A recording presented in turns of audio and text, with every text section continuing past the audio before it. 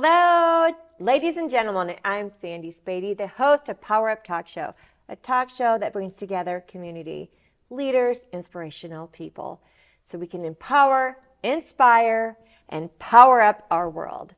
Today, I have an amazing guest. Hold on to your socks, ladies and gentlemen. We might have a little O'Neill High in the studio already, O'Neill, Nebraska, that is. I am so honored to have a guest. He just has such a great heart.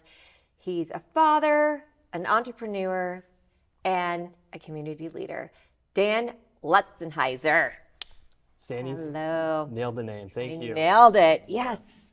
I'm so excited to have you on today because I remember the day that I was with a volunteer with the Greater Omaha Chamber, and he said, you need to go to this new location. They're opening up a coffee shop.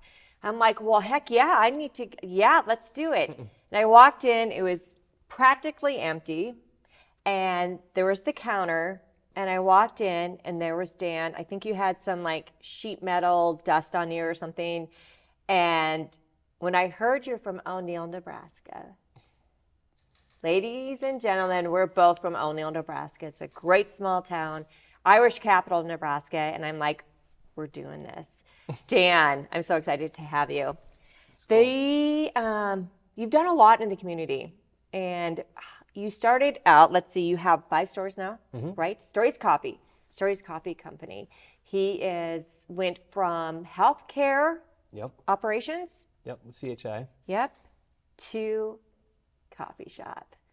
Dan, tell us, how did you do this? What made you want to be an entrepreneur, having to be around multiple types of people? Stories Coffee, what's the story? Oh, man. I guess the journey to get to where we're at today is often probably very similar to other entrepreneurs. I mean, you just have a passion, you have a desire, and realize God gives you certain talents and callings that, at the time, didn't realize where they would lead. Started in the corporate life at CHI Health, director of operations, and had some personal things go on. I lost my wife in 2015, which really just reshaped my perspective on kind of goals and what the meaning of life was, not to get too deep, but just wanted to kind of take our passion for coffee. My father and I were roasting coffee in O'Neill, Nebraska, for about 10 years before that, and my entrepreneurial spirit, which I felt was not necessarily getting completely fulfilled in the setting that I was at, and doing something different for the community and for my kids. And so things just kind of aligned, and had the opportunity in 2017 to purchase the name Stories Coffee House, which used to be on 180th and Pacific. And my wife, I've remarried, Brooke, she fanned the fire, and we jumped full force in, not knowing 100% what we were getting into, but we knew this is something we had to do. And 6 years later, 4 kids now and 5 locations. It's a little bit crazy, but it's a lot of fun. That's one thing I notice about entrepreneurs is that they just do it. They just have that passion that they can't say no to. And I love that you said yes to your entrepreneurship. Now tell me, as far as, it's a big difference, correct? How do you manage? How do you recruit? How do you keep everyone happy when you have so many stores and so many employees? I mean, it's harder the bigger you get. Obviously, you can't keep your eyes on everything. Fortunately, we've hired good people, and so we trust. We have systems that we're trying to set up even more. Obviously, growing very quickly really requires a lot more training, a lot more things from a business side that I think we're going back and just kind of addressing and making sure everything's squared away. But we've just been so blessed with good people. Have a lot of young talent at our locations wanting to be baristas, but then very seasoned managers and just good people that are running it. So we've been very, very blessed with that. Yes, that's what I love, is that whenever you meet any of his employees, they're happy. You know why they're happy? Because they have a great environment to work. And that says a lot about you as a business owner, because hospitality has been my entire life, right? Growing up with a small town, O'Neill, my parents, Lee and Carol Specialty Hut. Hospitality's always had a big heart for me. And to walk into an establishment where you see people happy to be there, it says a lot about you, Dan, and I love that. Tell me, when you're out recruiting managers, what is it that you're looking for? I think it's just, approachability, kindness. I think there's a lot of people that have a lot of talents, but I think first and foremost, it's about fit. We don't have it all figured out. Obviously, we've had some hires that didn't work out, but it's just connection and a belief in what we're doing. And then once that's established, I think we can teach people how to make a latte and do certain things around the shop that are meaningful from a business standpoint. But the fit is so important, and I realize that more and more as we grow. And the managers are the ambassadors of the brand and helping to shape the frontline employees. So it's so important. It's hard to find sometimes because you can only ask so many questions, and you just got to give it a try and hire. I love that. Now, with 5 different locations, I'm sure there are different demographics, different locations.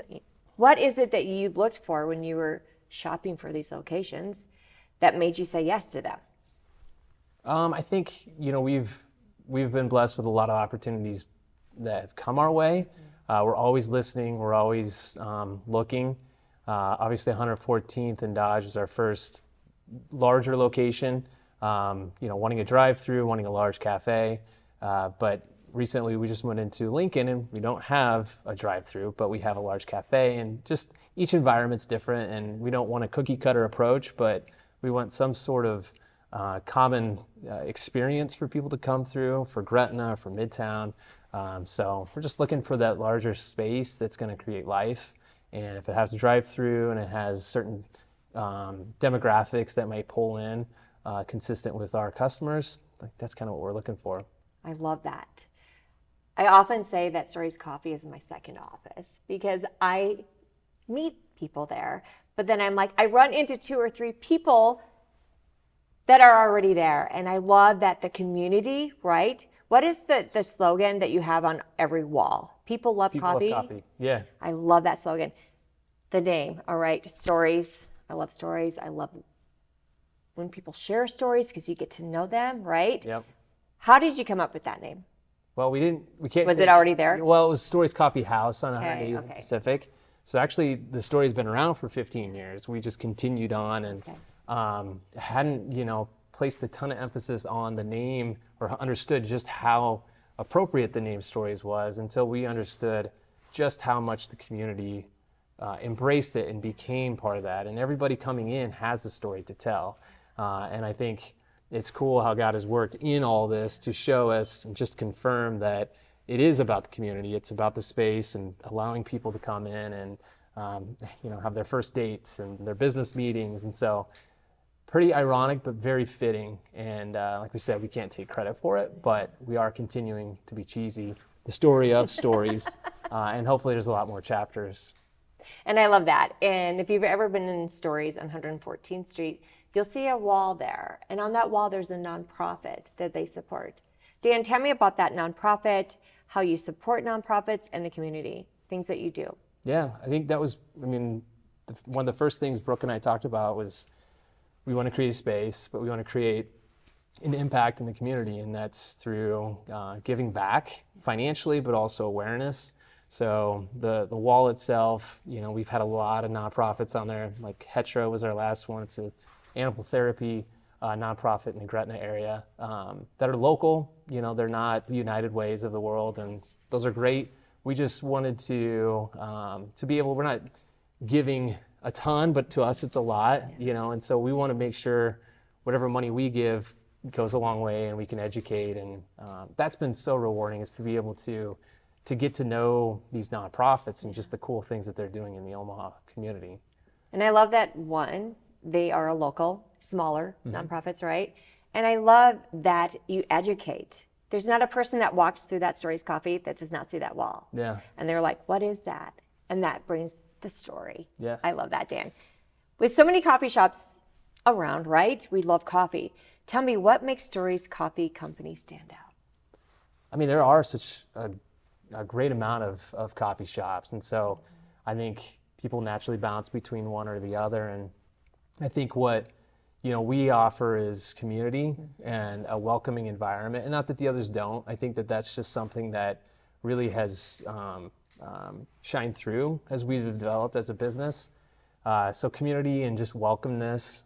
We're a bit unique in that we're more than just a coffee shop. Obviously, we have food, we have wine, we have beer, live music, sometimes comedy night and trivia night. And so it is truly a community space.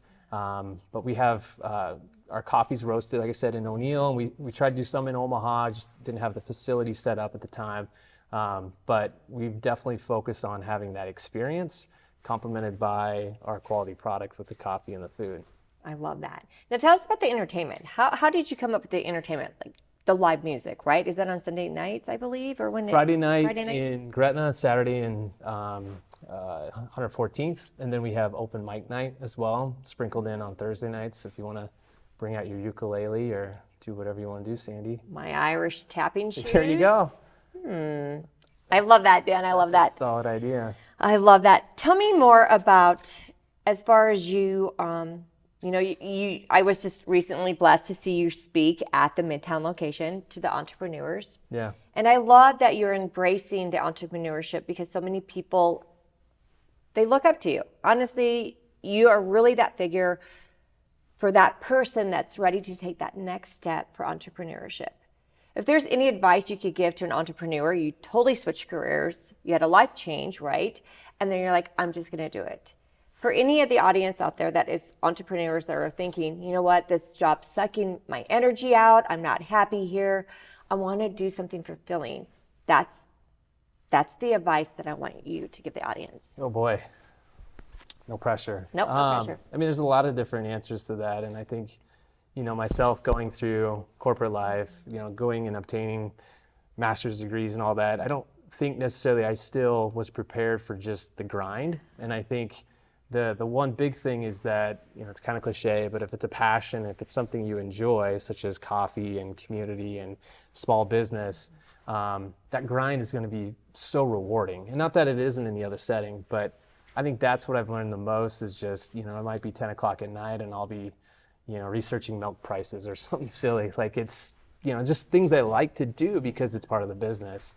And then secondly, seeking out people. And after this, I'm going to meet with some students from UNO and do some project together. Just being in that environment and surrounding yourself. I hadn't been in that. It was much more corporate. So shift into, being around people that are like-minded in that. It's very comforting and it builds confidence to know that somebody like Dan, who, just had an idea and did it, and Brooke, that, it's obtainable and it's not too intimidating. Scary, but it's not intimidating. I love that. And I love that Brooke, your wife, her background is advertising, marketing, correct? Or that's what she helps you with. I love that you've taken both your talents and your strengths and you're complementing each other. Tell me, what's Brooke up to? What is she, what fuels her to help you with that part of the business? Definitely not settings like this. So whenever these come up, she always passes them my way. But yeah, she's so talented in social media, events, keeping kids alive. We have 4 kids, like I said. So it's definitely a juggling act. And she's very integrated into the overall experience as you feel, you walk in, you see things. And so a lot of the things, like you said, that I definitely have no expertise and should stay away from, she steps in and complements. And obviously I'm more time involved. She's also a nurse practitioner in the NICU at Children's. So she's juggling that with the kids and this. And so wherever we can find our fit, we usually divide and conquer, but we make a great team. I love it. Yes, you make a great team. Now, my other thing is that some people may not realize, but I love that you have a mobile truck. Yeah. A coffee truck. If you have those events, tell us about the coffee truck. I think it's so cool. Yeah, it's pretty cool. You can hire us to come. It's a trained barista. We'll bring out our espresso machine, smoothies, teas, and we'll make it right there, right in front of you.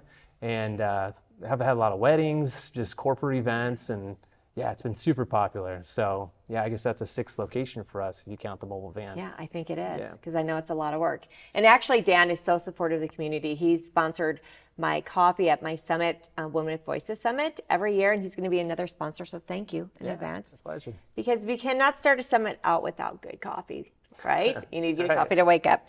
What's there one thing, I love to talk about super strengths in someone, and finding their, embracing their weaknesses and finding their super strengths. What would you say that would be your super strength that you could share with everyone?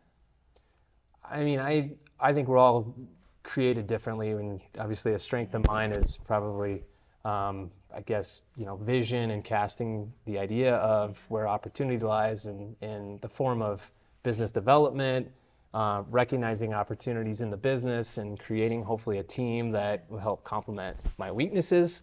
Because on that same side, I do have weaknesses where I know I'm not good in X, Y, and Z. And we don't have to get into all of those, but there's a lot that, we try to find people that complement to help then create a well-rounded business. And it's cool to be in a position where I do feel my strengths are being utilized, and hopefully continue to expand on it and, find a lot of fulfillment in that. I love that.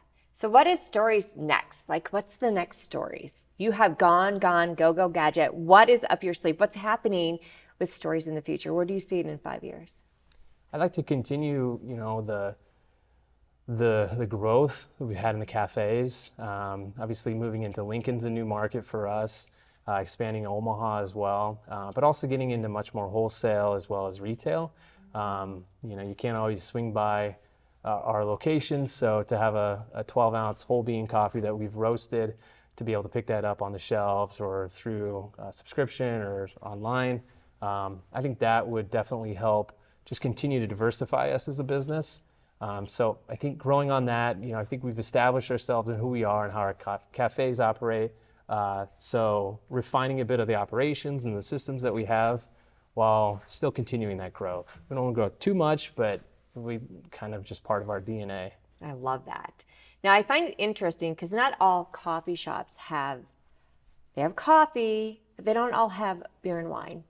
What made you decide to capture that audience of not only coffee, but 2 o'clock, 3 o'clock entertainment to have that wine? Yeah, I think it's kind of built off of, if Brooke and I were wanting to go out and just, after dinner or pre-dinner, whether she wants to have a drink or if I want to have a drink, and a very unassuming, non-bar type of experience.